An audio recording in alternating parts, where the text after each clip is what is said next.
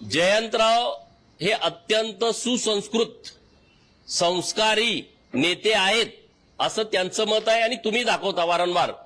दिसायला स्मार्ट असल्यामुळं तुम्हाला तसं कदाचित वाटत असेल तर ते तुम्ही दाखवता.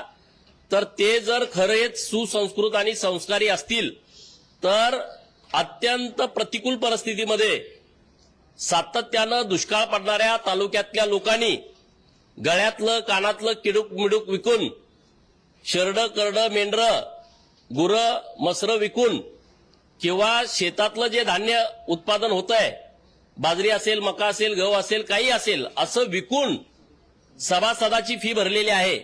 ज्यांच्याकडे हे नाही त्यांनी सोसायटीचं कर्ज काढून, सावकारांचं कर्ज काढून सभासदाची फी भरलेली आहे.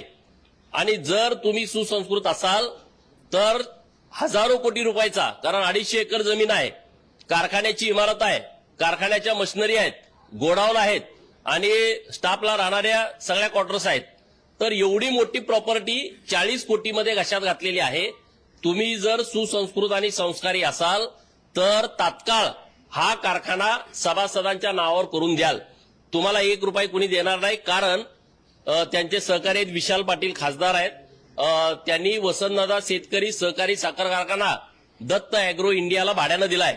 तर त्यांनी भाडं किती मिळतं सांगावं एका पोत्यामागं किंवा टनेज मागं, आणि मग त्याचा हिशोब करावा एवढ्या वर्षाचं भाडं किती होतंय आणि उरलेले पैसे आणि कारखाना जयंत पाटलांनी आमच्या तालुक्यातल्या सभासदांच्या नावावर करून द्यावा. काल रात्री जो प्रकार घडला तुम्ही म्हणता ज्यांनी हे केलं असेल मी त्यांच्या सोबत आहे, पण रोख तुमच्याकडेच असू द्या.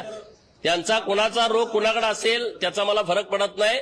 आम्ही हे आंदोलन जे लोकांनी सुरू केलंय त्या आंदोलनाच्या मी सोबत आहे आणि त्याचा शेवट लागेपर्यंत आम्ही शेतकऱ्यांच्या सोबत राहणार.